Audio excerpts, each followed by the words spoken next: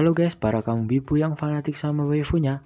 Kali ini gue bakalan bahas 10 anime bertema virus, di mana kekacauan atau awal penyebab jalannya sebuah cerita terjadi karena sangkut paut dengan virus. Kenapa gue bahas anime bergenre seperti ini? Karena gue ingin kalian, siapapun itu yang denger dan lihat nih video, buat jaga kebersihan lingkungan kalian, kebersihan diri kalian sendiri. Mulai dari hal yang paling sepele aja kalian lakuin, oke? Nah, sekarang gue di sini cuma mau ngingetin sebelum masuk videonya, pastiin kalian subscribe dulu, karena subscribe itu gratis, jadi subscribe. Jangan pernah skip video ini. Kenapa? Karena gratis teman-teman. Ingat ya, itu semua gratis. Darker Than Black mengambil setting kota Tokyo, di mana di dalamnya terdapat sebuah gate atau gerbang dan disebut dengan Hell's Gate. Dari awal kemunculan Hell's Gate menyebabkan peristiwa yang sangat besar, diantaranya bintang-bintang di langit menghilang dan digantikan dengan bintang palsu, hingga menyebarkan efek yang luas seperti virus, sehingga muncullah orang-orang dengan kemampuan yang khusus, selanjutnya dikenal dengan nama Keyaksa atau kontraktor. Dalam bahasa kita disebut pemegang kontrak. Ceritanya sendiri berkisah tentang seorang kontraktor bernama Hei, beserta dengan rekan kerjanya dalam menjalankan setiap misi yang diperintahkan oleh sindikat tempat mereka bekerja. Mereka bekerja sesuai permintaan klien pada sindikat, mulai dari membongkar kasus misterius hingga melakukan pembunuhan. Dalam ceritanya sendiri akan muat apakah Hell's Gate sebenarnya, dan kisah masa lalu serta jati diri Hei yang berhubungan dengan Hell's Gate tersebut.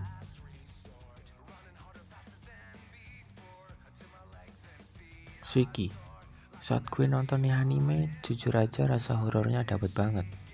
Mulai dari ceritanya, animasinya sendiri didukung dengan soundtracknya. Shiki menceritakan tentang kehidupan yang aman dan damai di sebuah desa terpencil bernama Sotoba. Tapi semenjak keluarga kaya Kirisaki pindah ke desa tersebut, terjadi hal-hal aneh pada warga desa Sotoba. Perlahan-lahan satu persatu penduduk Sotoba mulai terserang penyakit aneh dengan kondisi yang pucat lemas. Kemudian berakhir dengan kematian korban yang terjangkit. Dr. Ozaki yang menangani kasus ini melihat kejanggalan pada setiap pasiennya, di mana selalu ada bekas luka seperti gigitan serangga di setiap pasiennya yang meninggal. Setiap hari selalu saja ada yang meninggal, berakibat pada kecurigaan warga dengan keluarga Kirishima, karena mereka hanya keluar dari tempat tinggal mereka pada saat malam hari. Gue perlu ingatin kalau ini anime penuh dengan unsur gore di mana-mana, terutama pada episode 17 ke atas. Buat yang gak kuat lihat darah-darah dan kekerasan, mending skip dulu nih anime.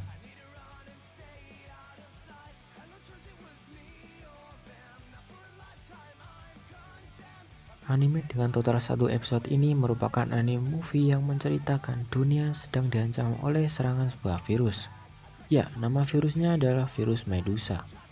Jika terkena virus ini, hanya dalam waktu 30 hari akan menyebabkan korbannya berubah menjadi batu dan mati. Ketika semua orang sedang dikecam ketakutan, farmasi bernama Venus Gate mencari cara untuk menangani virus ini. Mereka yang terancam akan terkena virus Medusa kemudian membuat sebuah kapsul untuk digunakan hibernasi. Intinya mereka berusaha untuk kabur dari virus Medusa dan berharap di masa depan nih virus sudah hilang, dengan cara tidur di kapsul tersebut selama 100 tahun. Salah satu orang yang akan ditidurkan di kapsul tersebut adalah Ishiki Kasumi. Padahal saudara kembarnya terkena virus Medusa, Kasumi tetap memutuskan untuk ikut proyek peniduran itu. Tanpa terasa waktu berjalan dengan cepat. Namun saat membuka mata kembali, Kasumi menemukan bahwa dunia telah berubah sangat jauh dari perkiraan siapapun. Tumbuhan berduri ada di mana-mana, dan makhluk-makhluk mengerikan langsung muncul untuk memaksa semua orang.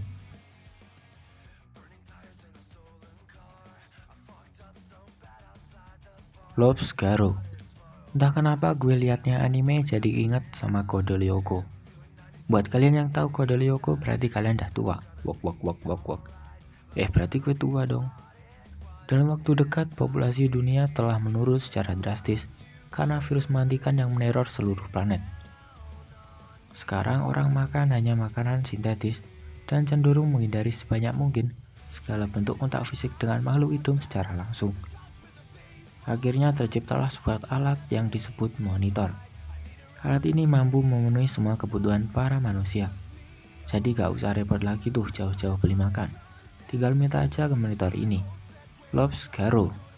Di sekolah barunya ia segera dibagi ke dalam beberapa kelompok kecil agar mudah bersosialisasi. Ia tergabung dalam grup bersama Ayumi, Mio, Yuko, dan Hazuki. Mereka segera menjadi teman yang baik. Namun suatu hari Yuko mendadak ditemukan tewas dalam sebuah pembunuhan berantai. Mereka syok dan penasaran akan kejadian tersebut. Dibantu para gadis bernama Miao, Hazuki, Mio, dan Asumi, mereka lalu bertekad mencari pembunuh teman mereka itu.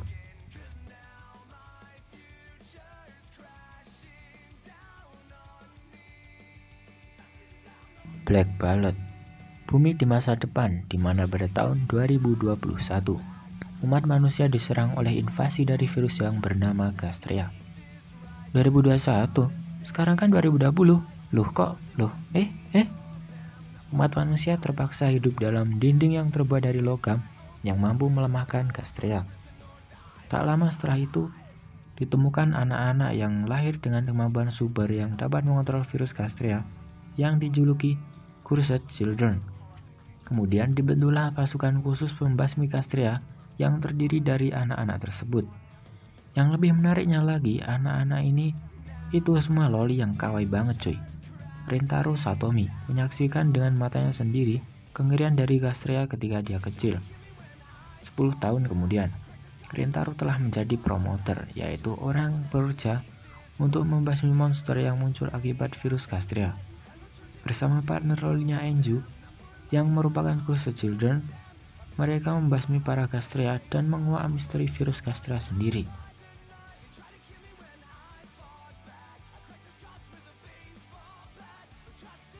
Seoul Station. Sebenarnya nih anime bukan berasal dari Jepang, tapi dari Korea. Tapi nggak apa-apa karena ceritanya yang bagus, gue masukin aja ke list. Train to Busan versi anime. Ya gue mesti bilang gitu, karena nih anime adalah prequel dari film yang hits tahun 2016 itu, karya Yeon Sang-ho. Alur cerita film Seoul Station berputar di sekitar stasiun itu sendiri, dengan fokus kepada sebuah virus misterius. Film ini menceritakan sebuah kisah seorang gadis yang kabur dengan pacarnya dari kejaran ayahnya. Namun naasnya saat mereka kabur malah terjebak dalam situasi malapetaka di mana semua orang sibuk untuk menyelamatkan hidup mereka dari serangan virus aneh ini.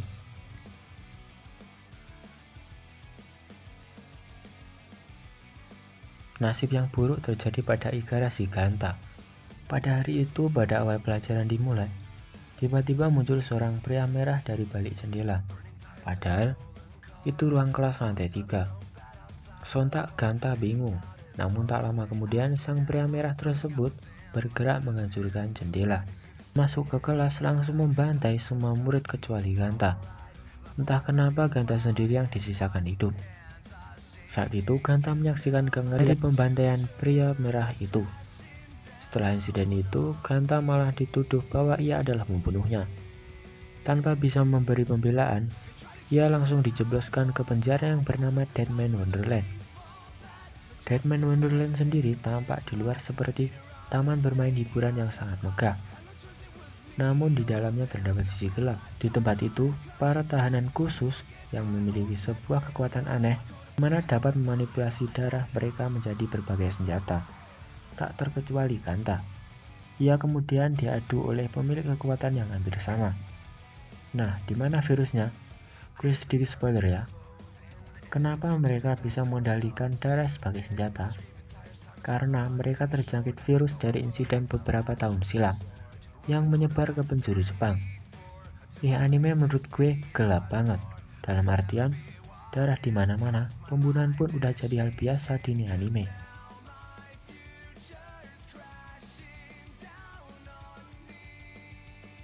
Yoma adalah makhluk yang haus darah dan daging manusia.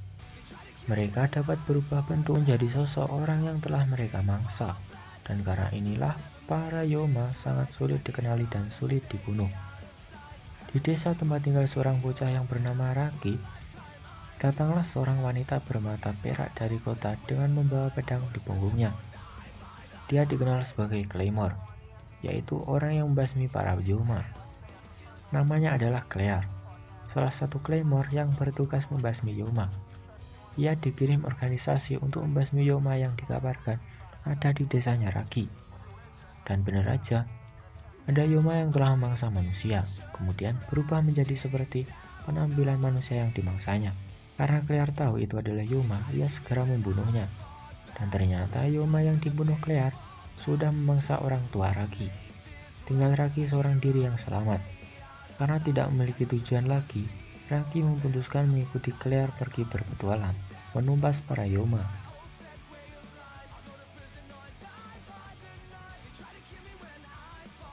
Bersetting di kota Ergastulum, kota kotor tempat para pembuat onar, pencuri, pelacur, dan semua hal yang negatif menjadi tak aneh lagi di kota ini. Ada beberapa pekerjaan yang terlalu kotor, bahkan penduduk pun tak mau melakukannya. Dan orang tak waras yang mau melakukannya adalah Benria. Mereka terdiri dari dua orang bernama Warwick dan Nicholas. Mereka mau melakukan pekerjaan yang sangat kotor sekalipun, tapi tentu dengan imbalan yang setimpal. Sampai suatu hari ketika polisi yang mereka kenal di kepolisian meminta bantuan mereka untuk mengatasi geng baru yang membuat onar di wilayah keluarga mafia. Ini seperti pekerjaan yang biasanya, namun duo Benria ini mulai menyadari kalau pekerjaan ini jauh dari yang biasanya. Warwick sendiri adalah pria dari keluarga mafia, namun ia telah membunuh dan membuang keluarganya sendiri bersama Nicholas. Nicholas adalah pengawal Warwick sejak kecil yang merupakan berandalan berliontin. Nah, apa itu berandalan berliontin? Mereka adalah manusia dengan kondisi fisik yang lebih bagus dan kuat dari orang biasa karena pengaruh obat-obatan. Nicholas adalah salah satu yang terkuat dari mereka.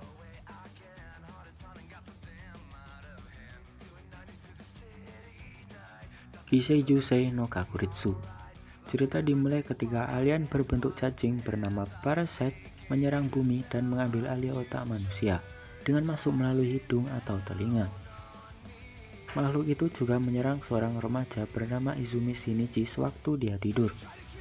Namun makhluk tersebut gagal masuk ke otaknya karena Shinichi sedang memakai headphone dan hanya berhasil masuk ke bagian tangan kanannya.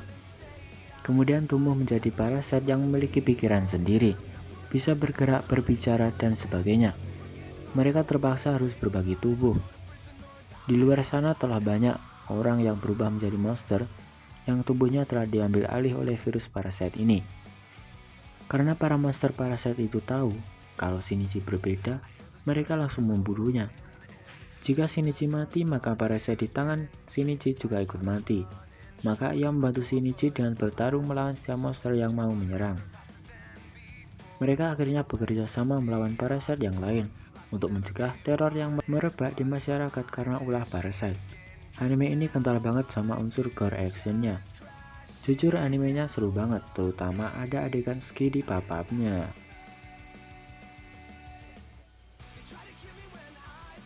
Oke guys, itu tadi 10 anime bertemakan virus versi bagi Marty. Silahkan request juga anime-anime bagus lainnya dengan komen di kolom komentar. Manakah anime favorit kalian atau apa yang kurang dari pembahasan kali ini? Silahkan komen di bawah.